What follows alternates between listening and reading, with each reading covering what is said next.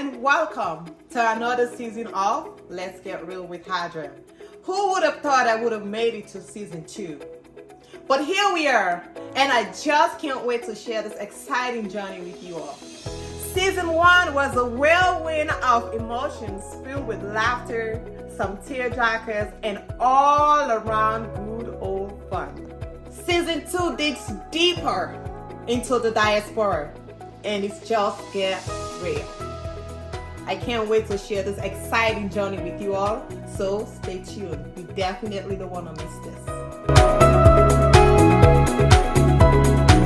To get real with Haja, email lgrhaja@gmail.com.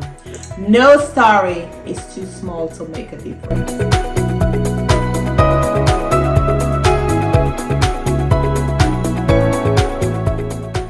Oftentimes, when we think of life insurance, a lot of us don't want to talk about it because it's a subject that hits home.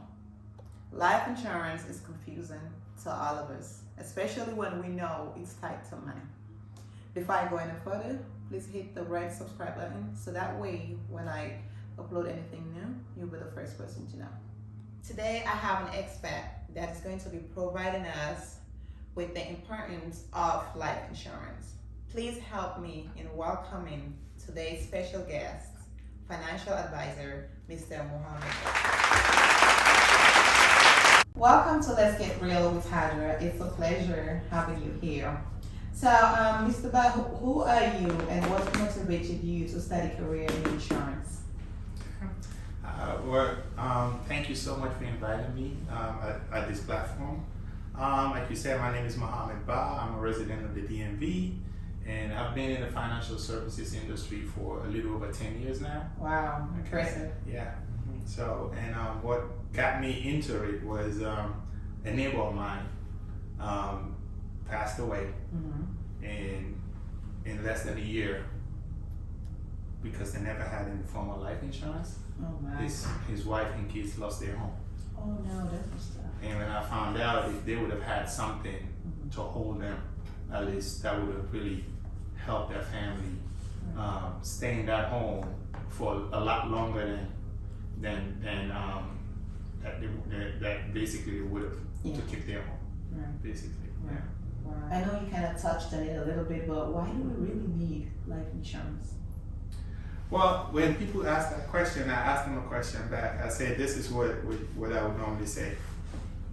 Ask yourself this question. If you were to die right now, would any person suffer financially because you're no longer around? Yes. If that answer is yes, then more than likely you need life insurance. Wow. I never really thought about it like that though, but it makes sense. Yeah, it does. Thank you. So how do I determine how much insurance I may need? Well, the industry tend to advise people to have 10 to 15 times your annual income into a life insurance plan. Especially if you're young and have young dependents. Right.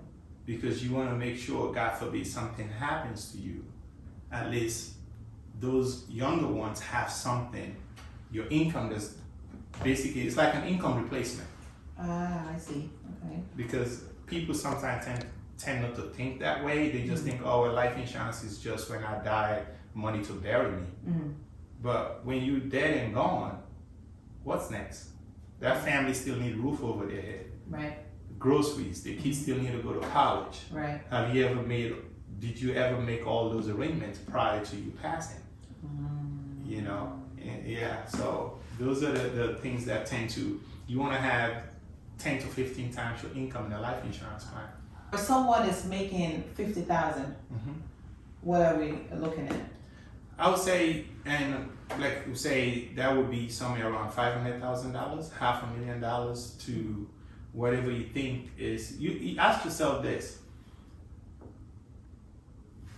if you die today, how long would you want your family to be able to still maintain the lifestyle you had already created for them financially? Right. You know, if you die right now, yes, a lot of people's jobs tend to have a life insurance plan, Right. but most times it's something to just pay for your funeral, basically. $10, $15, $20,000 or 1 year of your salary in a life insurance plan. Well, your family may need more than your 1 year life insurance. What happens the next year? Right. You know, so that's how you want to Something to think about. Yeah. So are there any different types of life insurances, or it's Yes. just one across the board? Yes. There's two types of life insurance plans. One is term, and another is called permanent. Okay? And there's a breakdown of each. Okay? When it comes to term life insurance, it's a form of life insurance that you want to use as an income replacement because it's more affordable. Okay?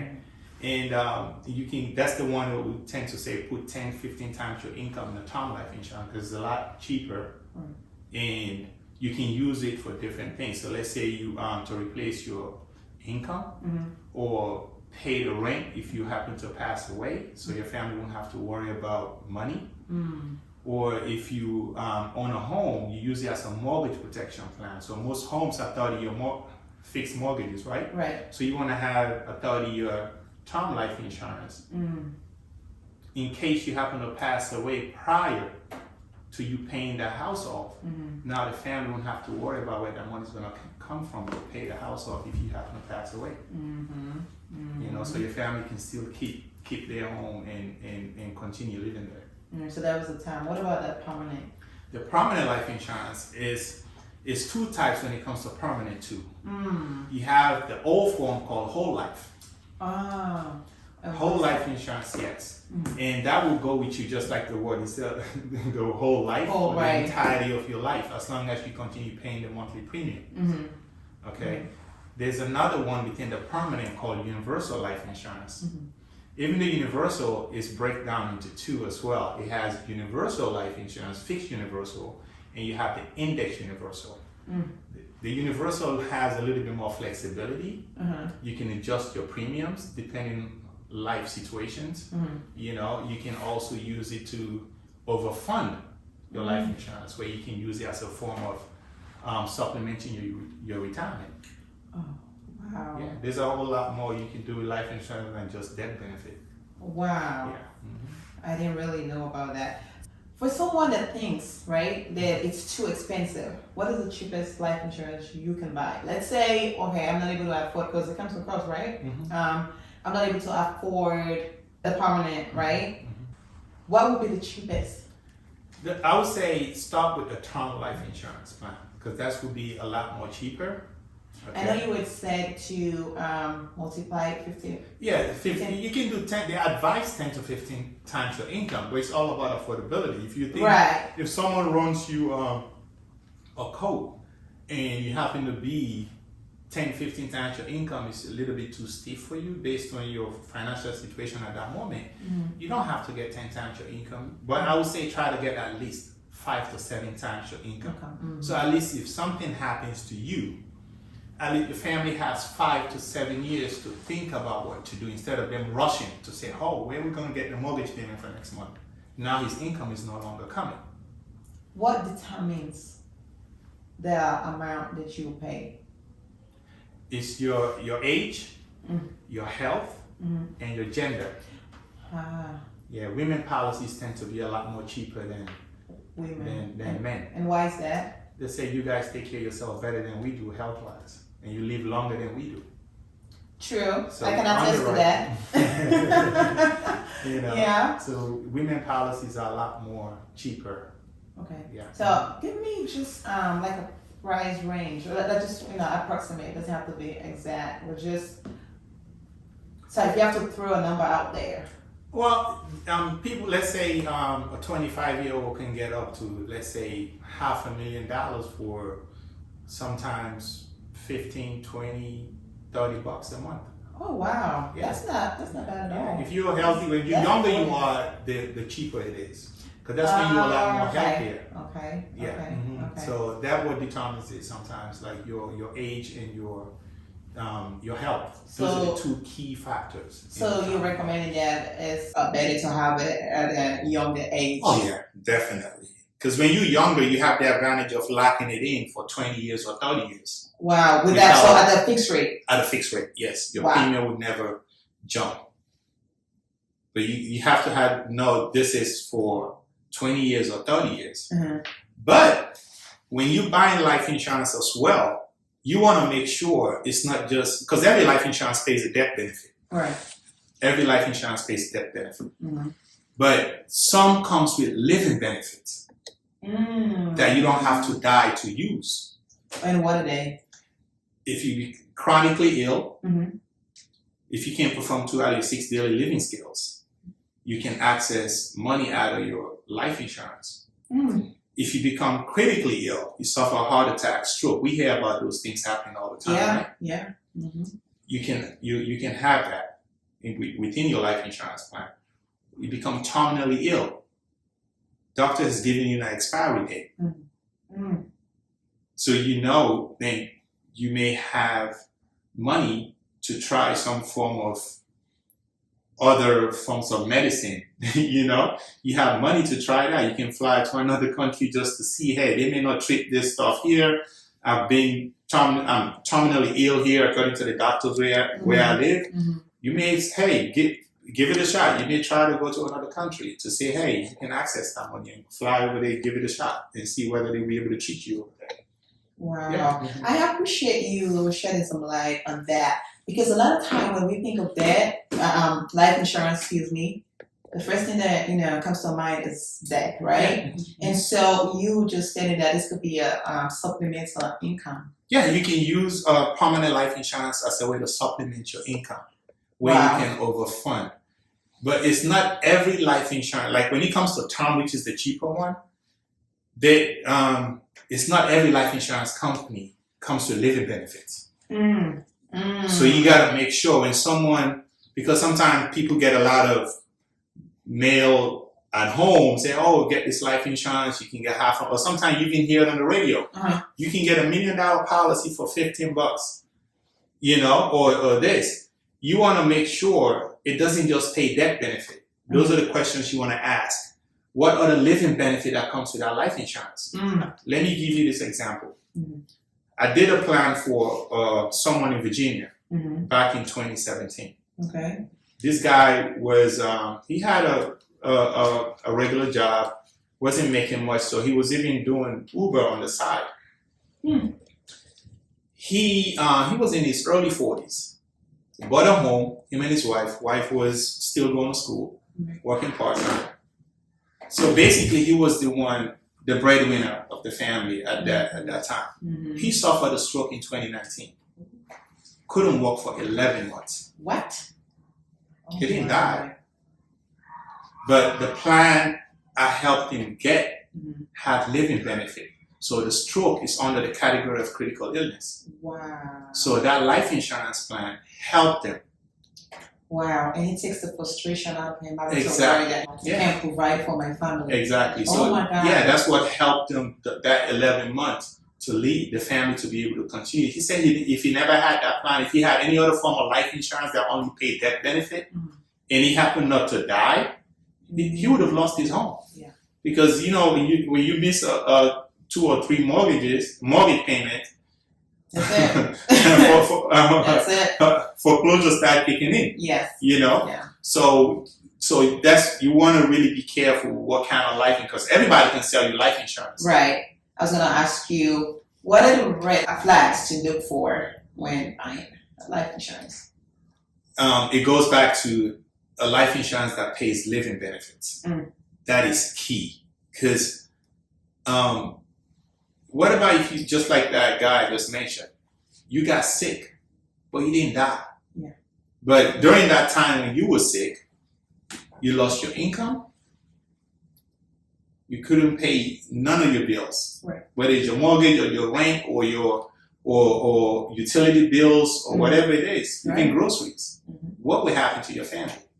Yeah. So you want to make sure every time someone tells you, I have a life insurance, because I get that a lot. People call me, but sometimes too, the one that comes with living benefits may cost a little bit more than the one that doesn't. So someone will come, maybe a $5, $10 difference. Someone will go for the cheaper one. But So you have to be mindful. You have to be mindful of that. Don't just look at it and say, well, I got a cheaper life insurance. I had a scenario one time, someone got into an argument with me about, oh, I have a $50,000 life insurance, I'm only paying about $10. This lady was in her early 60s.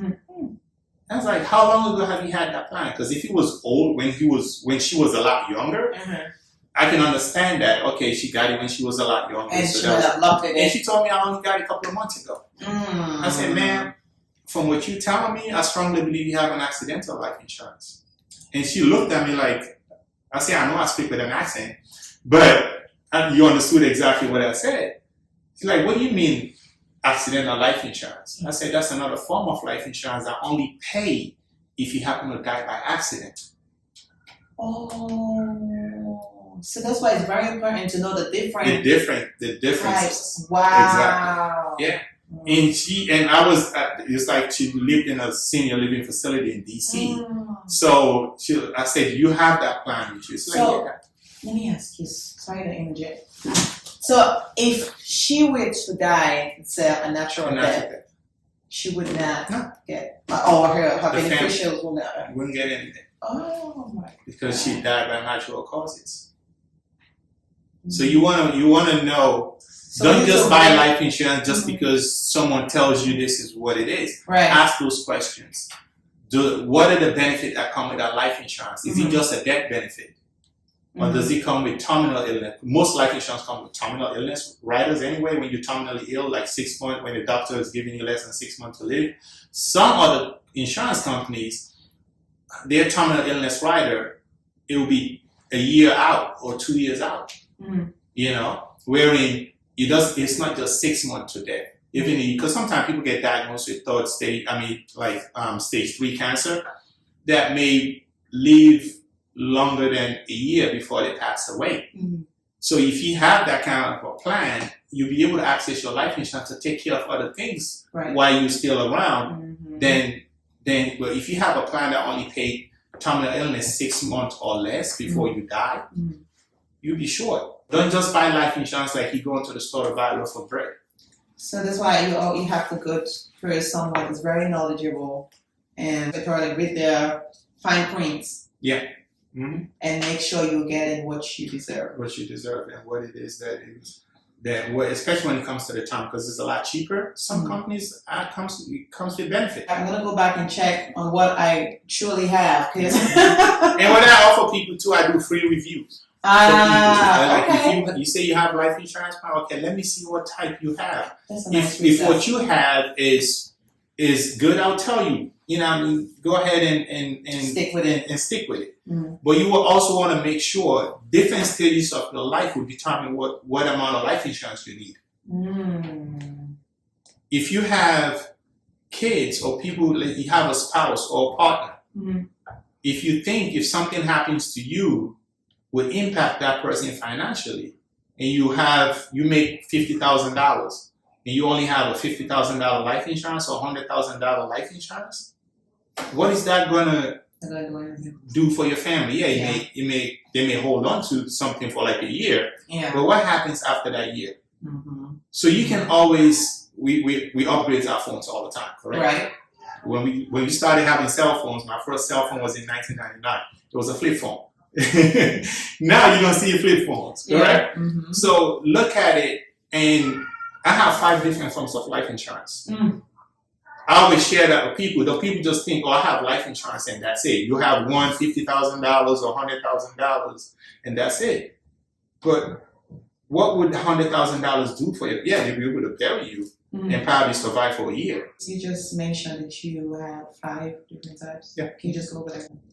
I have a couple of term life insurance plans. The first term life insurance plan, the first life insurance plan I had was an index universal life insurance because I was single, I owned a home. I didn't take a policy that was so big. So if something would have happened to me, no one would really suffer anyway, basically. You know? So I had a plan that I know I can use to help supplement my retirement. IRS allowed me to overfund it. Just like people overfund their 401ks at work. Wow. You can use life insurance if you have the right form of permanent life insurance to overfund, like the index UL. You can do that. with. So I used that. Then after I got married, I got a term life insurance plan to cover my house. So in case something happens to me, my wife wouldn't have to worry about, okay, now it's her income and my income was taking care of the house, right? So how was that transition? Can you just move from that one directly to that, or do you have to stop that one completely? No, I kept it. So you just continue? I just continued it. I just had another term life insurance. Makes sense. And that one, at the time, my house was worth somewhere around $300,000 at the time, the value of it. That's what I took. Then when my kids were born in 2018, I increased my coverage. Okay. So basically, as your life changes, you want to make those changes. Yes, exactly. Makes sense. Makes sense. Yeah. Instead of just, I have a $50,000 life insurance. And I'm glad that you kind of touched on that, because someone that's single or don't have any dependents will be asking themselves, like, why do I need it? Yeah. I don't know. Really, Yeah, and when someone is single too, because a lot of people that are single, especially us that come from other parts of the world, some people back home are living off of your income over here. So you like, okay, every month you send in your mom or your dad some form of $200-300 or whatever every month for them to live off of. Yeah. If something were to happen to you, you lost your life. How would those people survive? Sure. So just think of that. It's not just when you have family or kids here. What about people that rely on your income? Yeah. That are back home. Makes so much sense. So what final advice or key takeaways would you give to someone out there this is in looking at this and don't have life insurance? I would say get it. That's my advice. That's the foundation. Even if you're investing in different, like investing in the stock market or whatever it is, life insurance is the only thing you can have. You can start as a foundation. When you're building your home, you need to have a foundation. I would say start with the term life insurance. Sometimes your term life insurance you may have $200,000, $300,000, $400,000 life insurance that your monthly cell phone bill, you pay more for your cell phone than $500,000 life insurance, depending on your age and your health. So get that. While your investments, if you participate in your company's 401k, any form of retirement plan your company has, you can. But how long does that take for it to grow? Right. Well, if you have $500,000 life insurance, you're still contributing to your 401k at work or 403b, whatever form of retirement your job has. If something were to happen to you, you have a bigger lump sum of money coming to your family. Or if you happen to get sick. Most jobs only have short-term disability, right? Probably a couple of months. They will let you go. Yeah. And now you have no source of income. But if you have the right form of life insurance, you'll be able to get money out of that life insurance to live off of until you get back on your feet. Wow. Mr. Bah, in case someone is interested in your services, how can they reach you? They can reach out to me. My website is serhjfinicial.com, which is S as in Sam, ERHJ, financial without the S at the end, .com. And my phone number is 240-432-7168. Thank you again. It's been a pleasure. And I found this to be very knowledgeable, insightful, and I'm sure my viewers as well would get a lot from it. Because this is something that we don't usually think of, but it's very important. Yeah, I understand that. Definitely. And take advantage of it. If you have any questions and you want to know more, reach out to Mr. Bah. And like he just mentioned that he can be a resource for you. If you already have a plan in place and you want someone to review it that will provide you with a genuine opinion, reach out to him. Thank you very much. I appreciate the opportunity to be on this platform. Thank you so much. Oh, no, no. Yeah.